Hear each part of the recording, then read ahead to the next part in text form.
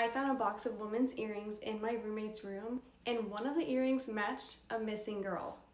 I was in college, broke, and I needed a roommate. I found this guy named Derek in a Facebook housing group, mid-20s. He was chill, paid rent early, worked nights, and honestly perfect on paper. First week, everything was fine, but there were small little things that didn't make sense. He never cooked, and he left every single night at 2 a.m. And once I caught him scrubbing the bathtub, like aggressively scrubbing like his life depended on it. Then I started hearing it, thumping, dragging, and whispering. I thought it was the neighbors until I realized it was coming from his room. His door was always locked, and one day he left for work and he forgot his laptop, but this time he also forgot to close the door all the way. So I peeked in, and there was no bed, there was no clothes, just a metal table and a locked drawer covered in duct tape.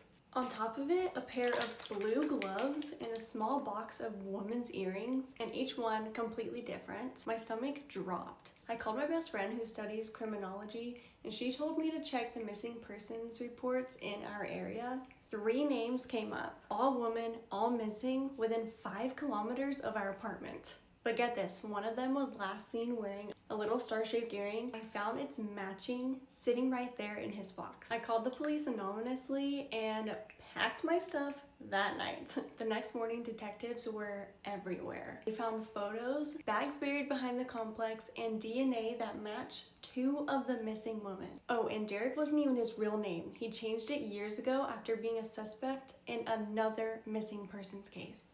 I was living with a predator. The night before it all happened, he looked at me and said, "You're probably the only person who really gets me." Like, what?